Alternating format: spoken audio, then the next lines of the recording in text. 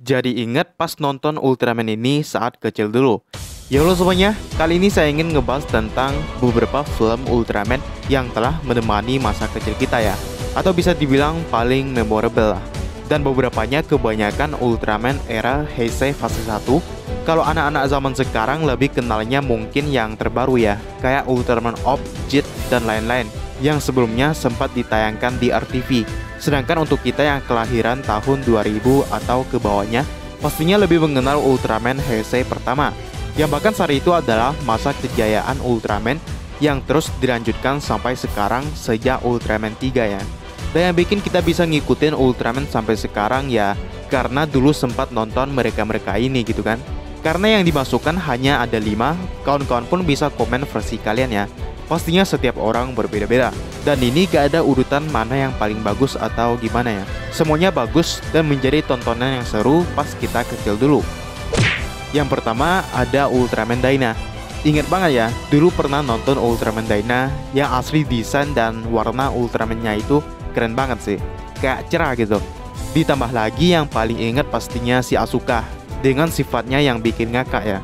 Ultraman Dyna merupakan Ultraman di era Heisei fase pertama setelah tayangnya Ultraman 3. Bahkan mereka berada pada satu universe yang sama. Jadi ada banyak persamaan juga yang diselipkan di kedua Ultraman ini. Salah satunya adalah Gutswing-nya, yang adalah pesawat dari series Ultraman 3, tapi muncul juga di Ultraman Dyna gitu. Sempat bingung juga sih, ini Ultraman Dyna sama Ultraman 3 duluan mana ya? Apalagi ada satu episode di mana anggota Guts kembali untuk membantu Super Guts. Bahkan di movie-nya pun Ultraman Dyna dan 3 memang bertemu. Cuman untuk movie biasa aja sih. Yang paling berkesan ya seriesnya. Yang selanjutnya ada Chikyu no Ultraman, Ultraman Gaia. Ini sih udah pasti ya. Bahkan menjadi Ultraman pertama yang saya tonton yang tayang di Global TV tahun 2000 berapa gitu. Dari iklannya aja udah sangat menarik dan pas tayang gila itu keren banget loh. Awalnya pas nonton Ultraman Gaia kirain cuman ada satu Ultraman aja. Tiba-tiba muncul Ultraman Ago yang awalnya kan dia anti-hero ya. Bahkan sempat ngelawan Ultraman Gaia juga yang bikin series ini makin seru. Dan salah satu yang paling berkesan itu si human hostnya sih, yaitu Gamu Takayama. Karena dulu selalu perhatiin gitu, manusia yang berubah jadi Ultraman-nya itu siapa. Selain itu lagu opening seriesnya juga sangat memorable ya. Bahkan kalau udah lama gak nonton Ultraman pun, giri-giri madenya Ultraman Gaia selalu melekat di otak. Dan emang bagus sih lagunya, termasuk endingnya yang Beat on Remon. Selanjutnya ada Ultraman Cosmos, Ultraman yang mencintai kedamaian. Yang bikin Cosmos berbeda dan unik sendiri dari 3 Dyna dan Gaia itu karena warnanya ya.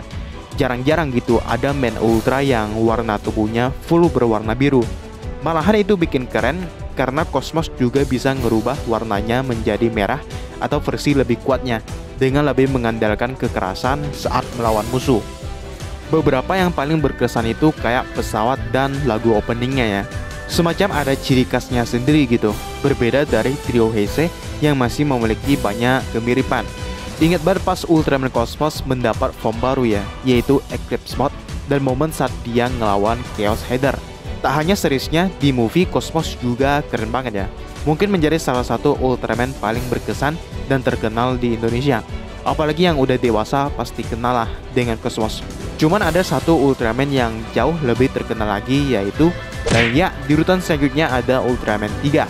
Ini sih wajib banget ya. Bahkan buat kawan-kawan yang ngalamin pasti ingat kalau Ultraman 3 adalah Ultraman yang kasetnya paling banyak di pasaran.